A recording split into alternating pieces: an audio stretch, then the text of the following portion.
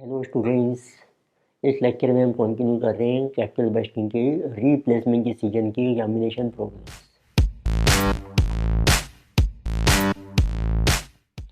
तो उससे पहले आप अपने फॉर्मूले रिवाइज कर सकते हैं।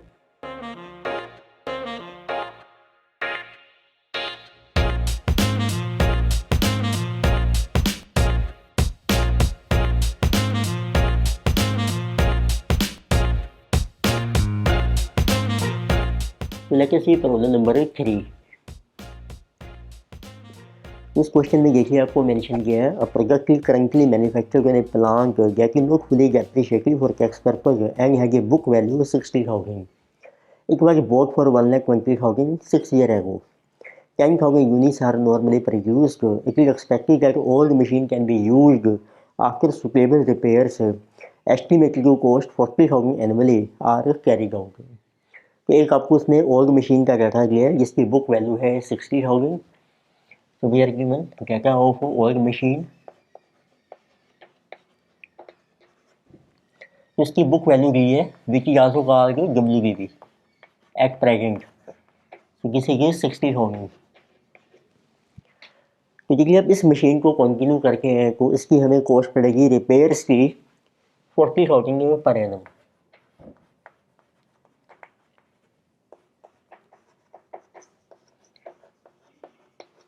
डाटा आपका रुपीज में है और हमें एनुअल प्रोडक्शन मिलेगी 10,000 यूनिट्स से. अब manufacturing of machine is offering a new machine with the latest technology at rupees 3 lakhs after cracking of old plant for 30,000. तो एक मैन्युफैक्चरर है मशीन का, उसने आपको नई ऑफर किया न्यू मशीन, वो आपको मिलेगी 3 लाख से after cracking of old plant for 30,000. It means कि हमें उसको पुरानी मशीन देनी पड़ेगी, तो उसकी वो वैल्यू असेस करी है उसने 30,000, उसको एडजस्ट करके आपको नई मशीन मिलेगी 3 लाख से. तो इट मीन्स हम कह सकते हैं कि जो कॉस्ट ऑफ न्यू मशीन है 3 लाख प्लस 30,000, टोटल 330 मानी जाएगी. Now we are given data of new machine. तो इसकी जो कॉस्ट बनेगी दैट इज 330. इट मीन जो ओल्ड मशीन है तो उसकी सेल वैल्यू हम लें आज की डेट में S0 जिसे 30,000. जिसे जस्ट लाइक एक्सचेंज ऑफर होता है कि पुरानी मशीन को नई ले लीजिए और पुराने की वो वैल्यू एडजस्ट कर रहे हैं 30,000. फिर आपको डाटा दिया है प्रोजेक्टिव कॉस्ट ऑफ प्रोडक्ट. तो is also given existing machine और न्यू मशीन. डायरेक्ट कॉस्ट है, इनडायरेक्ट लेबर है, वेरिएबल ओवरहेड्स है और फिक्स्ड ओवरहेड्स है इंक्लूडिंग डेप्रिसिएशन. तो फिक्स कॉस्ट भी हमारी इसमें चेंज हो रही है, एक में किसी आंसू रेलिवेंट. टोटल कॉस्ट हमें ली है 64 है एग्जिस्टिंग मशीन की, न्यू मशीन की है 58. पर इसमें जो फिक्स ओवरहेड है ना उसमें इंक्लूड है हमारी डेप्रिसिएशन, तो इसमें हमें डेप्रिसिएशन अलग से चार्ज नहीं करनी पड़ेगी. तो cracking of means that only after accepting old machine supplier will supply new machine at 3 lakh. तो जैसे जो लिखा है कि after cracking of old machine एक में एक्सचेंज ऑफर है तो आपको पुरानी मशीन देनी पड़ेगी, तभी आपको मिलेगी नई मशीन 3 लाख की. तो इट मीन्स पुरानी मशीन हमें एक्सचेंज करनी पड़ेगी 30,000. But old machine can be sold for 40,000 in open market. It means अब ओपन मार्केट में हम सेल नहीं कर सकते हैं 40,000 की, उसका कोई रेलिवेंस नहीं है. The new machine is expected to last for 10 years at end of which salvage value will be 20,000. तो उसकी लाइफ की है 10 years. स्क्रैप मिलेगी after 10 year 20,000. So tax rate is 25% and for tax purpose depreciation will be charged over 10 years. Minimum required return is 10% and annual production will be 10,000 units. Ignore capital gain tax. तो आपने capital gain जो है वो ignore करना है. No tax on capital gain. एक में जब आप पुरानी मशीन को सेल करेंगे या न्यू को, उसमें कोई कैपिटल गेन होगा शॉर्ट टर्म या आपका गेन या लॉस, उस पर कोई टैक्स से हमने कंसीडर नहीं करना है. डिस्काउंट रेट देखो आपको दिया है 10%, तो टैक्स रेट है 25%. तो आप कैलकुलेट कर सकते हैं. सबसे पहले बचेगी इनिशियल कैश आउटफ्लो. तो नंबर 1 कह रहा है इनिशियल आउटफ्लो.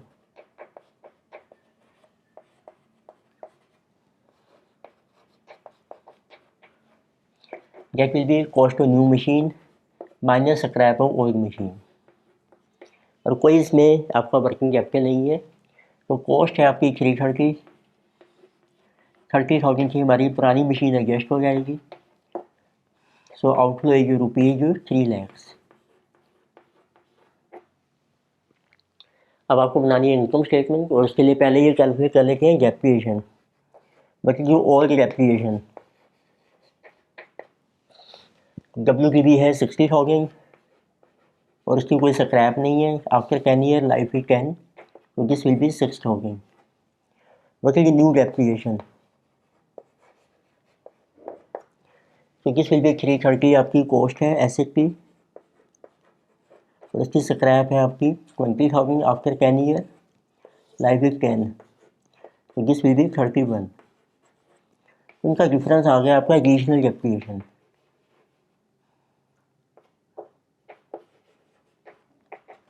31 माइनस 6, 25,000 हमारी एडिशनल डेप्रिसिएशन है। बट ये जो डेप्रिसिएशन है पर यूनिट के बेस पे पहले ही इंक्लूड है हमारे फिक्स्ड ओवरहेड में। तो अब बनाते हैं इसकी इनकम स्टेटमेंट। तो इनकम स्टेटमेंट बना रहे हैं इंक्रीमेंटल बेसिस पर, जिसमें हम कंपैरिजन कर रहे हैं न्यू मशीन का ओल्ड मशीन से। तो let us see 1 to 10 year. तो आप देखिए सबसे पहले हमारी सेविंग्स हो रही हैं इन टोटल कॉस्ट्स में।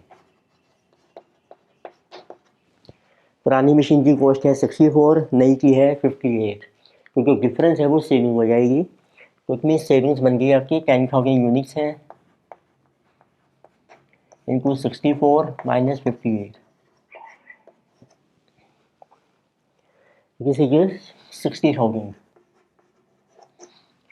फिर एक आपको मेंशन किया था ये पुरानी मशीन कंटिन्यू करके हैं तो उसकी रिपेयर्स भी हमें करनी पड़ेंगी। तो जब आप उसको सेल करके ये पुरानी को नई परचेज करोगे तो रिपेयर्स भी सेव हो जाएगी।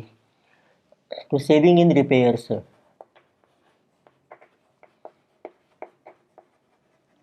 Of old machine, this is 40,000। ये जो हमने सेविंग ली है टोटल कॉस्ट में, इसमें डेप्रिसिएशन हमारी एडजस्ट हो गई है, डेप्रिसिएशन ही डाल देगी कंसीडर। इट मीन्स अब आपकी जो टोटल सेविंग्स हैं पीबी की, दिस इज 1 लाख। उसमें से टैक्स माइनस कर लीजिए आप एट द रेट ऑफ 25%, 25,000, तो दिस विल बी 75,000। इसमें ऐड बैक कर दीजिए अब एडिशनल डेप्रिसिएशन, क्योंकि ऑलरेडी लेस हो चुकी है ऊपर। एड डेप्रिसिएशन 25, तो this will be cash inflow CIF every year की सेम 1 to 10 ईयर। फिर आपको 10th ईयर में कैश इनफ्लो मिलेगा स्क्रैप ऑफ न्यू एसेट। पुरानी ऐसी की कोई स्क्रैप नहीं है, नई की मिल जाएगी आपको 20,000। अब आप NPV कैलकुलेट कर सकते हैं of replacement. So calculation of NPV, तो years 1 to 10 and 10th year, what is the cash inflow in rupees every year के 1 लाख, और एक आपको लास्ट ईयर में मिलेगा 20, which is also called terminal cash inflow. PV factor discount rate देखो आपको mention किया था जिस बात के 10%। तो PV factor eight the rate of 10%, this is NP factor for 1 to 10 year 6.145, और सिंगल फैक्टर है for 10th year 0.386। So now we get to total present value of cash inflow.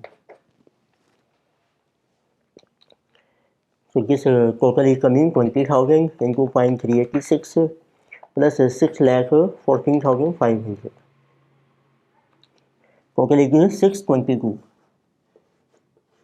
220। इसमें से माइनस कीजिए आप इनिशियल आउटफ्लो, इनिशियल इन्वेस्टमेंट, एक वागी 3 lakh, balance is NPV 322, 220। तो NPV आपकी positive आ रही है, तो we should accept new machine, ये डिसीजन आ जाएगा आपको।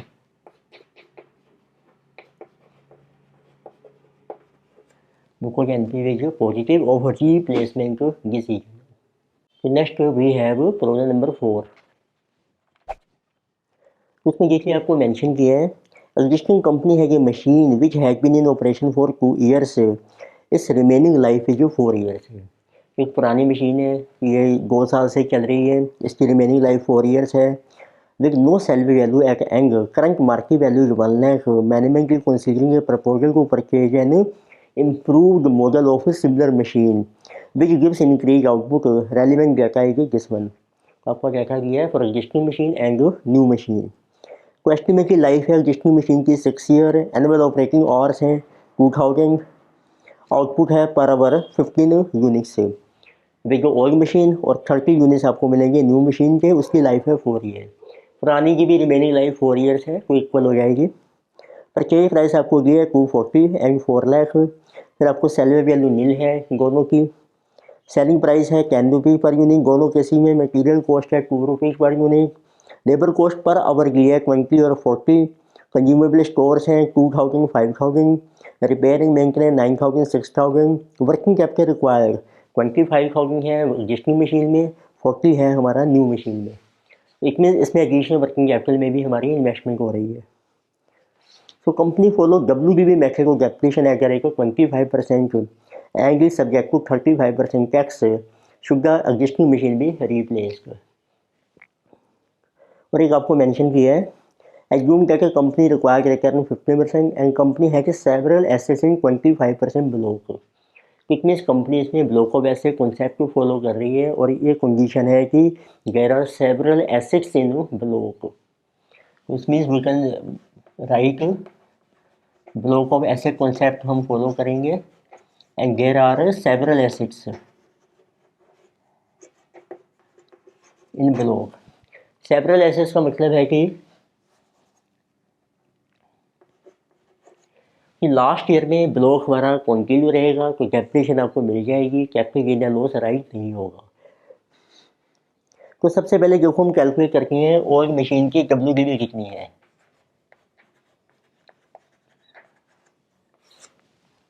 ये अपनी 2 साल पहले खरीदी थी और उसकी कॉस्ट हमें दी है 240।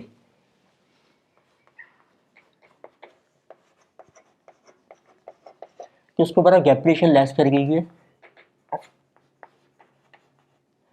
Eight the rate of 25% on WDV। First year 25% means 1,460,000। Then WDV 180। फिर सेकंड ईयर की इसके ऊपर चार्ज हो जाएगी 45। बैलेंस है जो 135। ये आपकी WDV आ गई आज की डेट में। अब हमने ब्लॉक को वैसे फॉलो करना है तो हमें इंक्रीमेंटल ब्लॉक बनाना पड़ेगा। अब देखते हैं न्यू मशीन, उसकी कॉस्ट आपको दी है नई मशीन की, जिसे जो 4 लाख। तो लेट अस सी ये हमारा जो को बन गया ओल्ड ब्लॉक।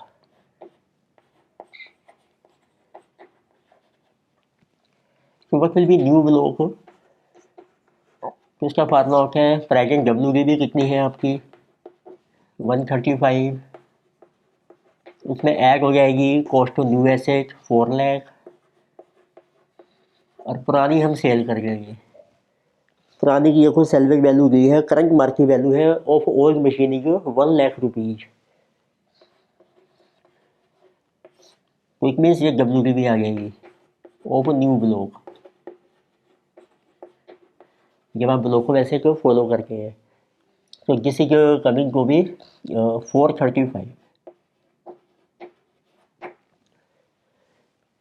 पुरानी कैपिटेशन आपको मिलेगी 135 के ऊपर, न्यू मिलेगी 435। तो एडिशनल कैपिटेशन मिलेगी एडिशनल ब्लॉक। तो उसके लिए कैलकुलेट कर लेते हैं हम इंक्रीमेंटल ब्लॉक।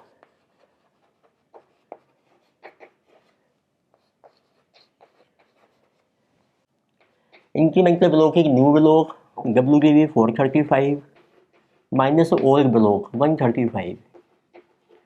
तो किसी coming 3 lakhs।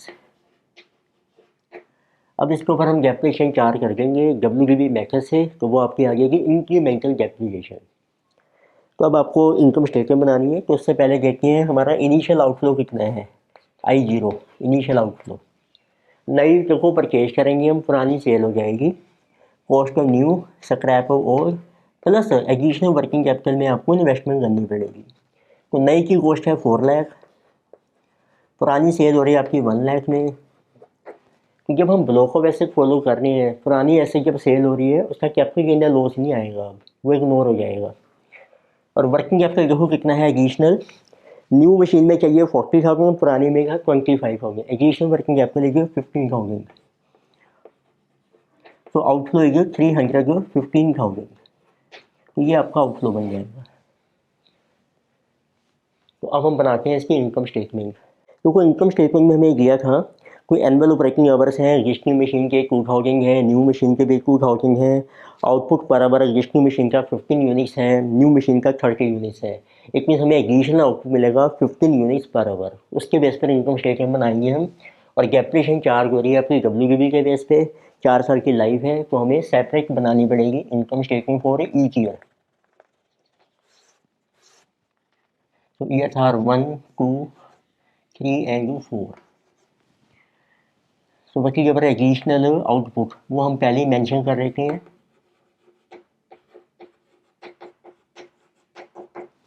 15 units per hour आपको मिलेंगे एडिशनल, 2000 आवर्स हैं, तो this will B 2000 into 15 units, 30,000 units. अब उसकी आपको सेल मिलेगी जैसे कि 10 रुपीज़। तो बच्ची जब एडिशनल सेल, तो किसी 30,000 units into 10 which is equal to 3 lakhs. अब आपके एडिशनल एक्सपेंसेस हैं, मटेरियल कॉस्ट आपको पड़ेगी 2 रुपीज़, लेबर की कॉस्ट आवर के बेस पे की है, वो इंक्रीज हो गई है, लेस मटेरियल। तो ऑन 30,000 यूनिट्स एडिशनल कॉस्ट की 2 लेस लेबर। तो लेबर पर आवर के बेस पर है, आवर्स आपके वही हैं 2000, पर इसका रेट इंक्रीज हो गया 20 से 40 रुपीज़। तो एडिशनल लेबर है आपके on 2000 hours eight the rate of 20। यानी कि कंज्यूमेबल स्टोर्स की कॉस्ट पड़ेगी आपको एडिशनल 3000। कंज्यूमेबल स्टोर्स 3000 की एडिशनल, जिसे जो 5 - 2। फिर आपकी रिपेयर एंड मेंटेनेंस में सेविंग हो रही है 3000 की, तो प्लस सेविंग इन रिपेयर्स जिसे ये 3000। तो ये मैंने सारा कंबाइन कर दिया है। तो आपकी कोई एडिशनल कॉस्ट है 60,000, 40,000, 1 लाख, 1,03,000 माइनस सेविंग 3, तो 1 लाख हमारी एडिशनल कॉस्ट आ गई सभी में। अब अपने डेप्रिसिएशन चार्ज करनी है 25% on incremental block which is 3 lakhs. तो minus what is additional depreciation at the rate of 25%। तो कुछ WDV पे चार्ज करेंगे, तो पहले 3 लैक्स के ऊपर 25% 75,000, देन WDV को 25,000 इनटू 25% 56,250 इनटू 25% 42,188। अब लास्ट ईयर में ब्लॉक में सेवरल एसेट्स हैं, ब्लॉक विल कंटिन्यू, उसमें आपको लास्ट ईयर में भी डेप्रिसिएशन मिल जाएगी जिसे 25%, 31,641। और जो बैलेंस WDV रह जाएगी, अब क्योंकि ब्लॉक चलता रहेगा तो उसमें कैपिटल गेन या लॉस हम कंसीडर नहीं करेंगे लास्ट ईयर में। तो डिफरेंस आ गया आपका, जिसे जो प्रॉफिट बिफोर टैक्स PBT। तो 3 - 1 minus this 125, then 3 lakh minus 156,250, 143, 750, 3 minus 1, 2 lakh minus 42, 188, 157, 812, 3 minus 1, 2 lakh minus 31, 641, this is 168, 359। तो उसमें से माइनस कीजिए tax at the rate of 35%। तो मैं माइनस करके ले देता हूँ directly, this will be profit after tax. उसमें आपकी डेप्रिसिएशन एड बैक हो जाएगी, this will be cash inflow. तो this is 125,000 minus 35%, 81। Depreciation is 75,000। So this is cash inflow 156 250. So again 143 750 minus 35% 93 438 plus 56 250. This is 149 688. Again 157 812 minus 35% 102 578 plus 42 188. So this total cash inflow is 144 766, यानी कि 168 359 minus 35% 109 433 plus 31 641. So this total cash inflow is 141 074. Then we have a terminal cash inflow में बस आपका एक working capital recover हो जाएगा. Now let us calculate NPV. So now we are showing table for calculation of NPV.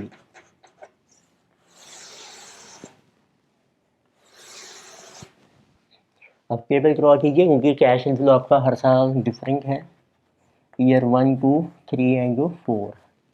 But ये cash inflow in first year ये जो 156 250 यानी कि 149 688 144 766 141 074 और प्लस आपका वर्किंग कैपिटल जो है रिकवर हो जाएगा जो हमने जीरो पीरियड इनिशियली इन्वेस्ट किया था, additional 15,000. Now you can apply PV factor. तो रिक्वायर्ड रिटर्न आपको दिया है 15%. सो अप टू 2 डेसिमल्स हैं या 3 डेसिमल आप फैक्टर ले सकते हैं, 0.87 then 0.756 658 and 572. So now you get your total present value of cash inflow. तो मल्टीप्लाई कीजिए कैश इनफ्लो को पीवी फैक्टर से, so you will get total present value. तो जैसे कमी 433 631 माइनस कर लीजिए इनिशियल आउटफ्लो, जैसे 315,000 which we have calculated balance is NPV. तो आप देखेंगे NPV आपकी पॉजिटिव आ रही है. तो we should accept new machine 118 631 NPV positive. Accept new asset और न्यू मशीन.